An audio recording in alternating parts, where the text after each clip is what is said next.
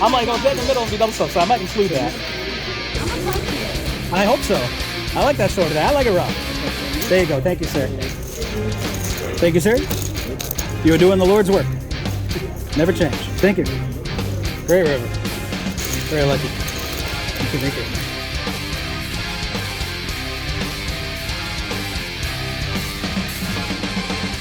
Under the gun has straddled to $10, middle position calls 10, the button calls 10, the small blind calls, and we're in the big blind and we call 10 as well with ace, queen, jack 10 suited in hearts to our ace. Oh, hey, look at that. The straddler can't help themselves and they make it $60. Degenerates are gonna, degenerate? Everyone folds and guess what? Fuck this guy. We announce pot making it $320. Why? Because fuck them, that's why. The straddler calls off half their stack, and we take a flop out of position, but with a low enough stack to pot ratio, we're generally not folding post-flop. The flop is positively beautiful, falling ace jack 6 with 2 hearts. We flop top 2 pair, the nut flush draw, and a gut shot to the Broadway. No sense in slowing down with our aggression, and we announce pot. The straddler gets their last 375 in. Pot. Twice? I always go twice, whatever you want. I got top 2 in the nut flush draw and a Broadway draw. We're going twice. We agree to run it twice, and the runouts come 10-3 and 6-5, not really changing our hand. Our opponent turns over 8-7, 7-5 with the 7-high flush draw, and we scoop the whole thing. Looking at the equities pre-flop, when our opponent put half their chips in, we had about 54% equity. However, on the flop, we become a monster favorite with more than 87% equity, getting our opponent to commit the remainder of their stack with less than 13%, and we scoop a pot of close to $1,500. You know, I just remembered I left my stove on, guys. I gotta go. He just called. We're in the small blind holding ace-ace, queen-jack suited in clubs to our ace. Under the gun calls 5, under the gun plus 1 makes it 20. There's 2 callers, and out of position deeper stacked, we decide to just call here. The big blind folds, the under the gun limper calls, and we're going 5 ways to a flop. The flop comes down 5-5-2 with 2 clubs. And while we could lead out since this flop favors the range of a player in the blinds, and usually our aces up and nut flush draw will be the best hand, we opt to check in the hopes that perhaps an opponent with kings will put more money into the pot. It's checked around, but it also gives us information that it's unlikely we're up against an opponent with a 5 in their hand unless they flop quad 5s. The turn is the 7 of spades, and once again we check. There's still no one biting, and it's checked around again. The river comes the jack of diamonds, and at this point we're just hoping someone made jacks and 7s and decides to bet it. There's not a ton of value in our betting here because if we get raised, we'll want to puke, and we have enough hidden equity that should someone decide to bet after we check, we can comfortably call. Still, no one bets. Ace is up. You come in the morning? Give me the money, man, before they find something. Just muck them. Hardly making a big old game over there. I just want the small pots, guys. You can have the big ones. We're 7-handed playing a $15 double board bomb pot, and we're dealt King Jack 4-2 Badoogie in a cutoff. The flops come out King Jack 6 with 2 hearts and King 10-7 Rainbow. When it checks to us, we flop top 2 pair on the top board and top pair with some backdoor straight opportunities on the bottom board. Both boards are extremely dynamic, presenting a number of draws that we don't have. If someone else had bet, we'd be folding because we'd be hard-pressed to fill up on the top board given one of our outs is already on the bottom board. However, since everyone checked and there's only 1 king remaining in the deck, we decide if we are going to take a stab at this pot, now's the best time to do it, as the turns are likely to not be great for us. So we lead for the full pot of 105, and I think we probably could have bet less here, but it is what it is. We bet the 105, the button is shorter stack, and they go all in for $80, and now the small blind cold calls our bet. And we go to the turns, which come the ace of hearts and the jack of clubs. Now the small blind shoves all in for $345, and we're in a pickle. We now have kings and jacks on both boards, but both boards now present very real straight and flush potential that could have us drawing extremely slim. Since there's only 1 king and 1 jack remaining in the deck, if they weren't already folded by an opponent or one of the burn cards, we could very easily be beat on both boards, and we decided to lay this one down. We do capture the conclusion of this hand with the rivers falling the 7 of spades and 7 of diamonds, and the button showing down ace-queen 6-3, and the player in the blind shows up with ace-queen 7-2. While neither opponent had the flush draw, the bigger stack player in the blinds makes Broadway on the bottom board and would have rivered a bigger 2-pair than us on the top board, so we would have lost anyway. The $10 straddle is on, under the gun +1 calls 10, and now early position makes it 45. Middle position calls, and we're in the cutoff holding ace-ace 7-4, suited in hearts to our 7. We call 45. Sometimes in this spot I'll re-raise, as our hand plays much better heads up given our aces aren't suited, but it may not be enough of a raise to get these guys to fold. With position on most of the field, we decide to just call. If someone behind us gets frisky with another raise, we'll have an opportunity to back raise for stacks with some dead money out there. The button calls 45 and oh, look at that. The straddler shoves all in for $245. Now it's back to the original raiser in the early position and they repot to 830. Well, we came this far. We repot all in for $1,215. Get the camera ready. Camera's rolling. All right, let's see how this works out for you. Everybody else going, right? You gonna be smiling? I always go twice. Whatever you guys want. Who goes once? Oh, you only go once, sir? All right. You gonna be a smile or a frown? All right, I got 12, 13. Verify once. He shows. Jack 10. Camera ready. I knew you had aces. I don't have suits, though. That's what beat me yesterday. Yeah. I had suited aces, and Mo had non-suited aces. all right, punish him. He's gonna sit over here and try to talk through every little thing that we're looking. God damn it. We're Yeah, that nonsense win? God damn it. Thank you, poking Jesus. Could have called with anything. I would have snapped the whole shit off. No, guys, don't believe that this is how Fucking you should kings. really play naked aces. With no backup. No You know, I was just editing the most. Coming from no longer double stuff. No, not good. You know what's funny though? I was just editing my next vlog, and it's got the you're not on the camera, but it's got the vocalization where like I'm talking about the whole double stuff when you walk by. I'm like, oh, get in the middle and be double stuff, so I might include that. I'm gonna punch you. I hope so. I like that sort of thing. I like it rough. There you go. Thank you, sir. Looking at the equities, since our opponent was double suited and connected, we were only a smidge above 55% equity in the spot against their particular hand. We don't see the hand of the other all-in player, so it's hard to know exactly how the equities lied fully 3 ways. Fortunately, we do manage to hold, and we win a massive pot of close to $2,800. He look rather cheap. All right, we're in the small ball. And then Krista came up to creep on the card. Don't bother showing your cards. Just give it on to me. He thinks that it might be good. It might be good. It might be good. We've got one limper for 5. He's like, man, I really wish I had that double stuff. We're in the small blind holding Jack 10, 10-9 with 3 clubs, and we wind up going 4 ways to a flop. Hold my wine, bitches! The flop is 10-10-9 rainbow. By God, we flop quads. The problem here is that there's also a 9 on the board, so someone showing up with 9s full will be unlikely since there's only one combo of 9s available. In addition, we have a jack in our hand, so we block some of the straight draws weaker players might try to make, and this is one of those spots where we just have to check and hope someone thinks they caught up with a full house on a later street. It's checked around, and the turn is the 2 of spades. That's not really going to help us get paid. It's unlikely any of our opponents has pocket 2s. Once again, we check and it's checked around. I need a miracle. Checked around. Miracle. You and me both. Here you go. The river falls the 7 of clubs. Well, we have to bet something at this point, so we lead for the full pot of $20. Nah, that ain't it. I'm still waiting on the call.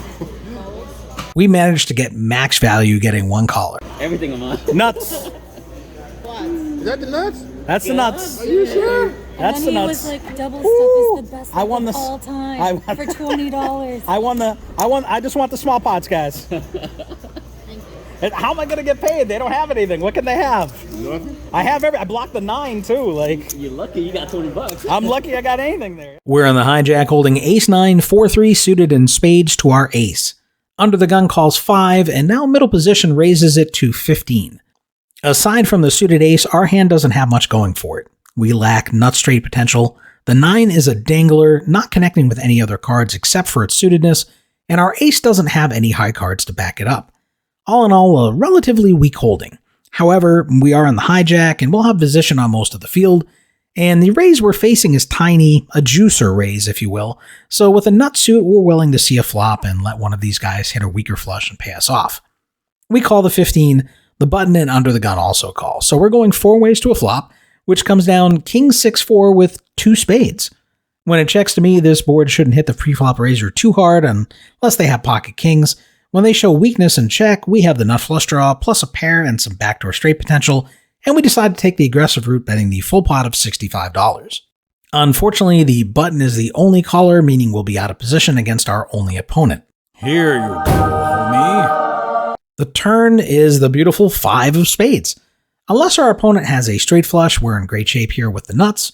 We size down to a half pot bet, betting out 100, but he lays it down and we just show the offsuit 4-3.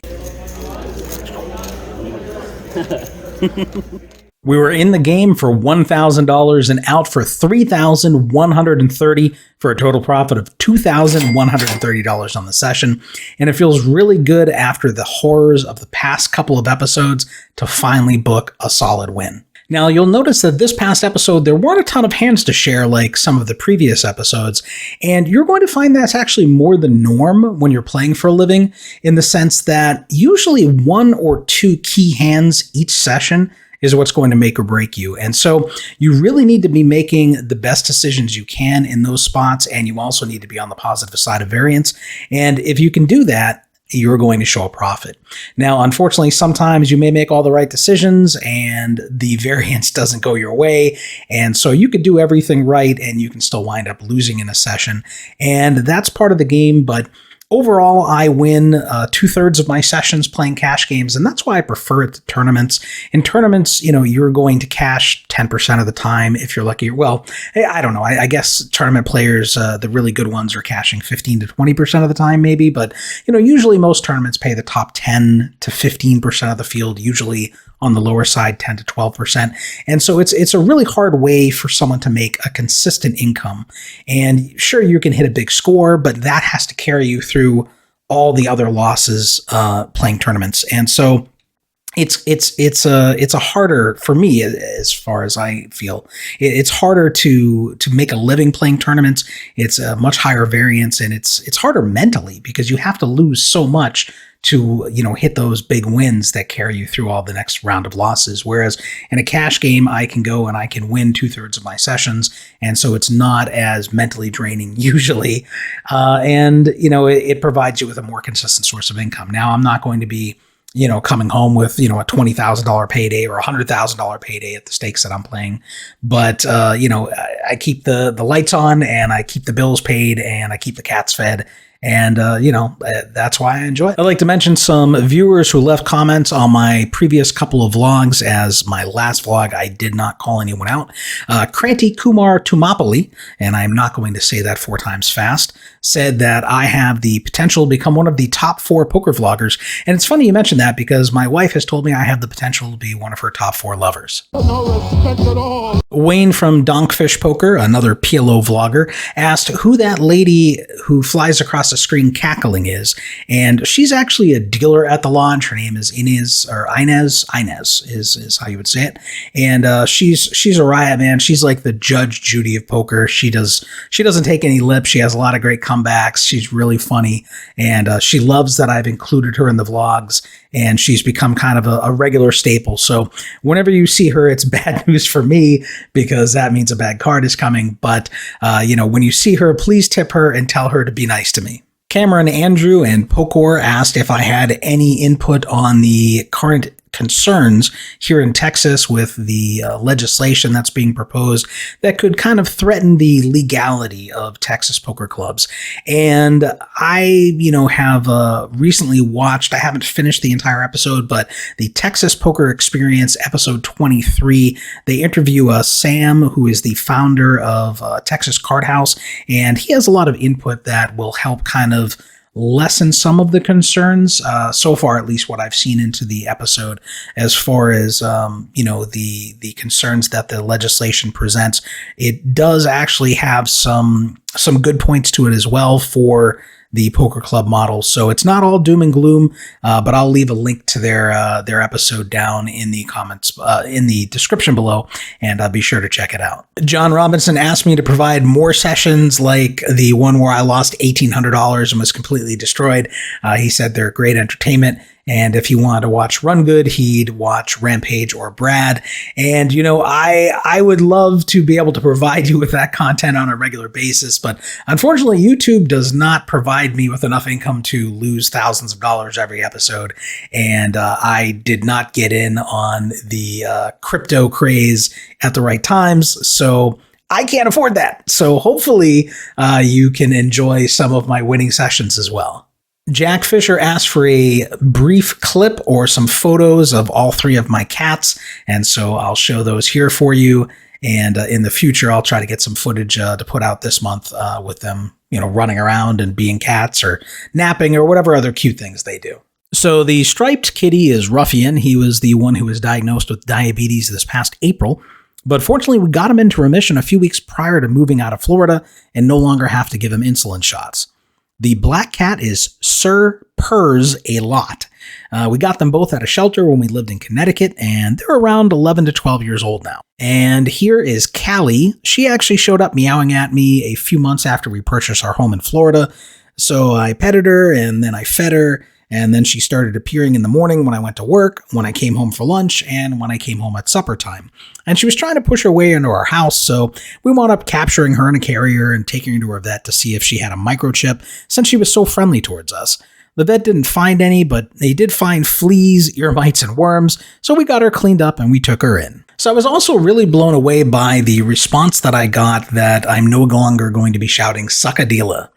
And there was a lot of people that, felt I caved to the complainers and, they didn't want to see it go. I've even had dealers at the lodge say that they didn't want to see it go. And that kind of, I'm glad that you guys like it. I get a kick out of it too, but I can understand it can be overdone. I can understand that it can be really obnoxious and over the top. And at the end of the day, I don't want people at the table feeling, annoyed and not wanting to be at the table with me. And, or people watching the vlog and not wanting to watch the vlog because, I'm shouting that. So, it was fun. And, I had dreams that I was going to make all this profit selling Suckadila t-shirts and Suckadila banana hammocks for, beach season. But at the end of the day, I made the decision to move on from that. And, the vlogs are still going to be entertaining. I'm still going to have humor in them. I'm not very politically correct, so I'll probably piss someone else off at some point with something I do or say. But, it was time for the Suckadila to move on because it was very polarizing. And, I don't want to be a polarizing person on my vlogs or at the tables. Anyway, that's a wrap for this episode. I appreciate you all tuning in. As always, leave comments, leave questions you have down below. I respond to everybody as best as I can. Actually, I think I've responded to everybody so far 100%. As the channel continues to grow, that will become more difficult, I imagine. But at this time, I'm still doing it. So fire away, and I appreciate it. We'll see you in the next one. After watching a video like this, sometimes I'll like it, sometimes I'll leave a comment, and sometimes I'll subscribe. Sometimes I'll even do all three.